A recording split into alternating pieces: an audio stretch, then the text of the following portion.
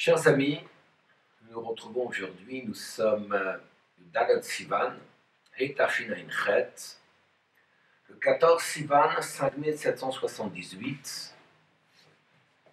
Et comme vous le savez, nous avons maintenant Marechet Shiurim, un programme d'études sur le net, Shiurim que vous avez la possibilité de regarder sur YouTube. Aujourd'hui, nous allons entamer une nouvelle étude qui portera sur les offrandes qu'ont apportées les femmes dans le Mishkan. Je rappelle que Klal Israël, le peuple juif qui ont fauté, Chet égale la faute du Vaudor, qu'est-ce qu'il est marqué? Il est écrit que Akadosh Baruch Hu, alors qu'il a dit à Moshe Rabbeinu, Herev meni ve'ashmidem, ve'emche et shema mitachat hashamayim, écarte-toi de mon chemin, je vais exterminer ce peuple. Moshe Rabbeinu va implorer Hachem 40 jours sur Har Sinaï. Il va remonter une troisième fois depuis Rosh Chodesh Elul jusqu'au 10 Tishri de l'année 2449. Et le lendemain, le 11 Tishri, il va alors transmettre l'ordre que nous trouvons dans Parashat Vayakhel, dans Sefer Shemot, de construire le Mishkan, qui sera alors le pardon sur la faute du Vaudor et la présence de la demeure de Hakadosh Baruch Hu, et bien dans ce tabernacle. Il est écrit, bien sûr, que toute personne sur ces 15 matériaux demandés, Tchelet, Argaman, Tolat Shani, du bleu d'azur, du lin écarlate, etc., chacun va apporter. Et nous remarquons que les femmes vont également apporter des minchot, des offrandes, pour le Mishkan. Nous prenons Parashat Vayakhel, et nous trouvons ce qui est marqué au chapitre Lamed Hei, chapitre 35, au verset Chavbet, 22. La Torah nous dit, Vayavu hanashim al anashim. Les femmes ont apporté, elles ont même devancé les offrandes des hommes. Quand le divlev, tout celui qui avait ici le désir dans son cœur, et vie ont apporté chach vanezem vetabad vechumaz. Elles ont apporté chach, ce sont des bracelets, vanezem, des pendants, vetabad, sont des anneaux, vechumaz sont des colliers. Kol kelizav, tout ornement en or, vechol ish et tout homme, Asher enif nufa zahav tuva zahav l'Hachem, et tout homme qui allait alors apporter ce balancement d'or qui serait donc voué pour le Mishkan. Donc nous remarquons effectivement que les femmes vont également apporter leurs offrandes avant les hommes.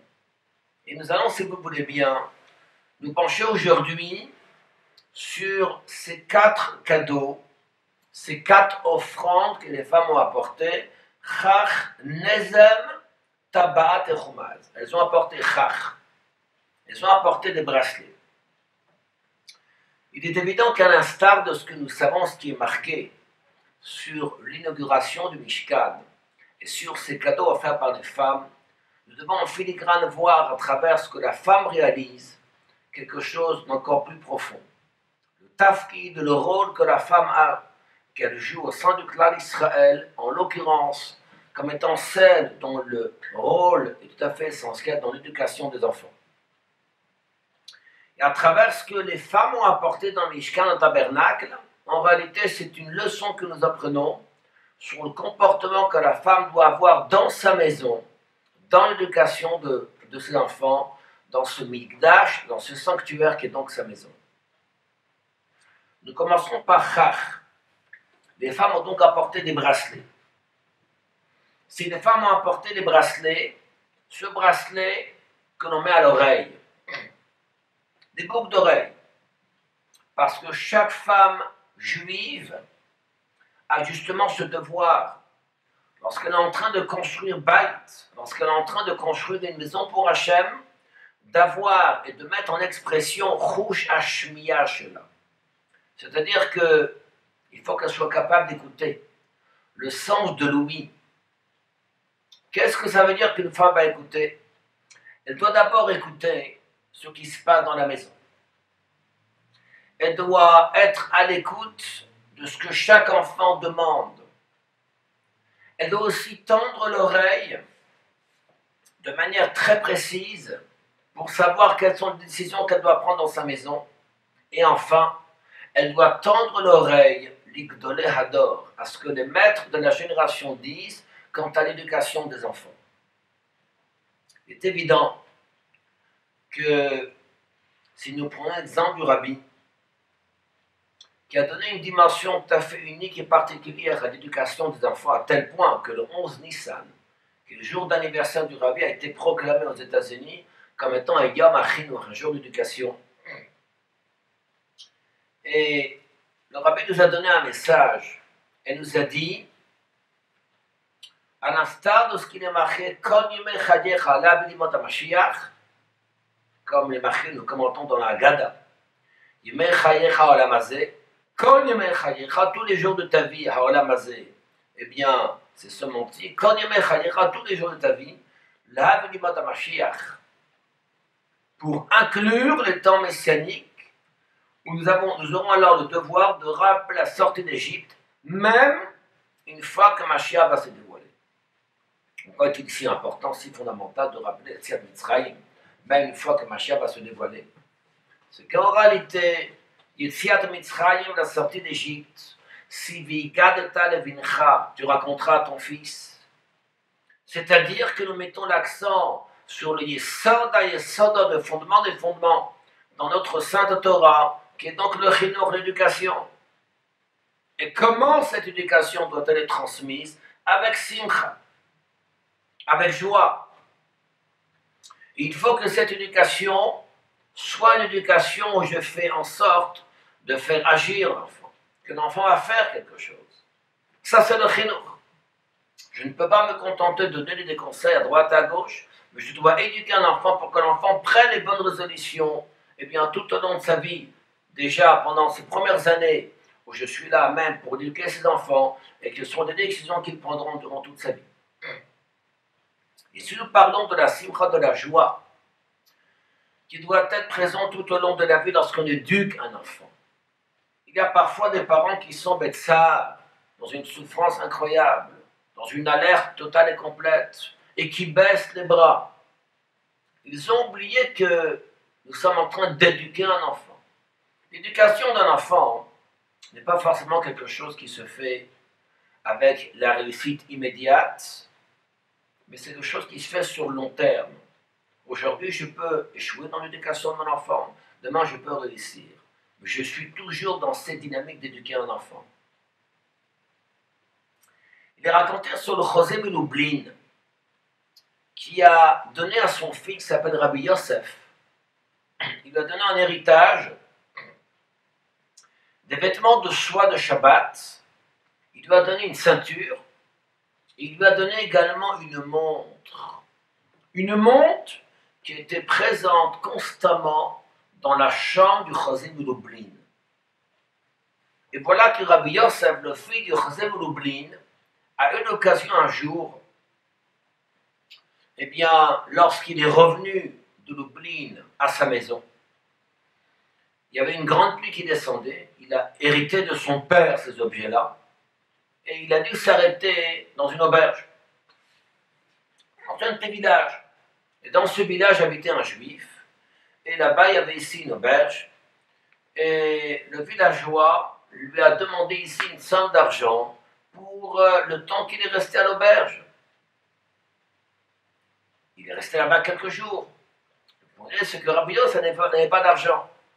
Il a dit au Kfar, il a dit au villageois, écoute, moi je vais te proposer, je vais te donner ce que j'ai ici, j'ai des objets, fais ton choix, prends ce que tu veux. Il a appelé sa femme, il a dit, regarde, la personne qui n'a pas de quoi nous payer, mais elle a des objets, qu'est-ce que tu proposes? Qu'est-ce qu'on prend? Bon, la femme a regardé, elle a dit finalement que les vêtements avec la ceinture ne valent rien pour nous, mais par contre, la montre, c'est une chose qu'on va prendre. Il dit pourquoi? Parce que ça va nous donner ici l'heure, tous les matins, l'heure à laquelle on va devoir traire notre vache. Donc c'est une montre qui est importante pour nous. Imaginez un petit peu la montre du Chosé Lublin qui va se trouver chez un villageois. Bon, Et c'est comme ça qu'il a donc récupéré sa montre et que Rabbi Yosef donc est parti. Après un certain temps, le Rav qui s'appelle Rabbi Ber Mirochich, eh bien cet homme-là s'est arrêté dans cette arsania, dans cet hôtel. Et quelle chambre est-ce qu'il a prise? Il a pris la chambre où se trouvait justement la montre qu'il avait récupérée de Rabbi Yosef, donc du Chazem Lublin. Au petit matin, il sort de l'hôtel, il lui dit comment s'est passée la nuit, il lui dit sache que je n'ai pas dormi un seul instant. Il dit pourquoi tu n'as pas dormi? Il lui dit mais dis-moi une chose, d'où est-ce qu'il y a cette montre? Il dit cette montre-là, je l'ai prise ici d'un certain Yosef qui me l'a donnée. Il lui dit je sais d'où vient cette montre, elle vient du Chazem Lublin. Il dit parce que toutes les montres qu'il y a sur terre, chaque heure qui passe, c'est une heure qui te prépare à ta mort. La montre du Chazem Lublin, chaque heure qui avance, c'est une musique de Simcha qui nous rapproche à Mashiach. Et c'est de cette manière-là qu'une mère doit tendre l'oreille envers ses enfants. Si une femme montre un côté morbide à la maison, si une femme montre qu'elle n'est pas heureuse, qu'elle baisse les bras, qu'elle est en défaillance totale, comment peut-on transmettre cette Simcha aux enfants? Ça, c'est le premier cadeau dont nous parlons dans Mishkan, qui est donc ce qu'on appelle chach, ces bracelets. Deuxième chose que les femmes ont apporté, c'était Nezem. Nezem sont des pendants. Ce sont des ornements que l'on met sur le nez. À l'instar de ce que les femmes ont donné dans le Mishkan, dans le tabernacle, lorsqu'une femme construit sa maison, elle doit aussi prendre conscience de ce que j'appelle Chush Areach, c'est-à-dire finalement l'odeur qu'il y a dans la maison. Car une femme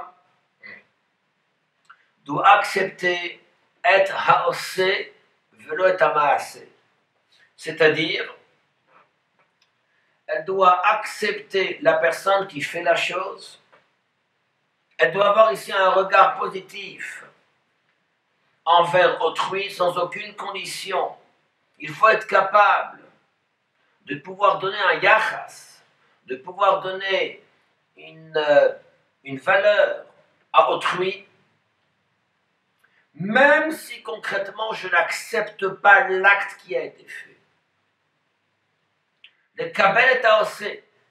Souvent il arrive parfois dans une maison que lorsqu'un enfant fait une bêtise, je rends pas saoul l'enfant et l'acte qu'il a réalisé. L'enfant est à mettre au déchet, c'est son acte. Qu'est-ce que ça veut dire offrir Nezem, un pendant au Mishkan? Et donc en filigrane, on a dit maintenant, c'est justement mettre en valeur ce qu'on appelle Chush Hareach, l'odorat. L'odorat, c'est quelque part ressentir des choses. Ressentir des choses, c'est faire une différence entre celui qui a fait l'acte et l'acte qui a été réalisé.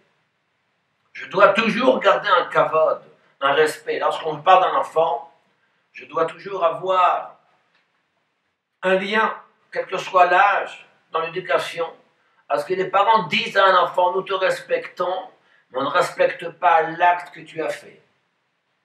Il faut être capable de mettre l'accent sur le chiyuv, c'est-à-dire de dévoiler le bien et pas tant la critique. Il n'y a pas un enfant qui est difficile, mais il y a un enfant pour qui c'est difficile. Pour qui c'est difficile. L'enfant en soi, quel que soit l'enfant, il va faire des choses.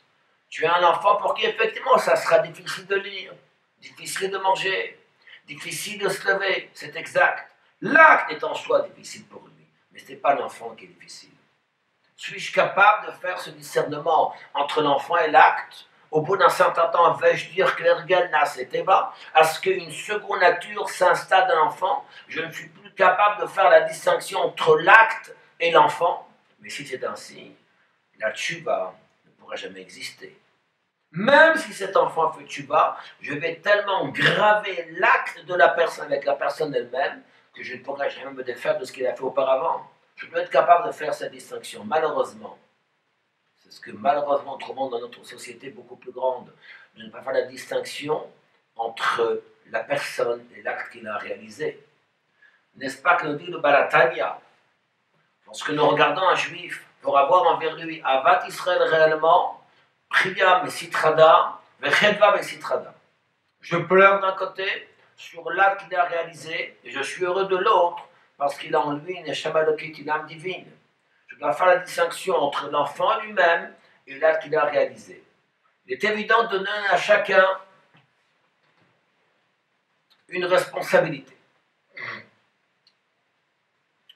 De ne pas prendre la responsabilité à la place d'autrui. La responsabilité est la tienne, je suis avec toi. Et de faire descendre la responsabilité d'après les capacités de l'enfant. Se substituer à un enfant n'est pas une chose qui est bonne. Non, ce n'est pas valable. Je dois m'associer. Je dois être prêt à apporter des conseils. Et je dois être capable de lui parler comme des amis dont le niveau est le même. Tant que je suis là pour couver un enfant et pour lui montrer qu'en fait il n'est pas un bendéa, qui n'a aucune opinion, je n'aurai la possibilité de faire grandir cet enfant. C'est le secret, c'est le sang de ce qu'on appelle le nezem. Nezem, c'est ce pendentif qu'on mettait ici aux oreilles, qui sont ces cadeaux que les femmes ont offerts. Elles veulent ici apporter cette sanctification qu'on a donnée au Mishkan, et bien le regard et l'écoute, et fondamentalement l'odeur, le réach, l'odorat, comment je vais ressentir ici les enfants. Et enfin, troisième chose, ce qu'on appelle tabat. Tabat, c'est une bague. C'est une bague, elles ont aussi offert des bagues au Mishkan. C'est exact. Pourquoi?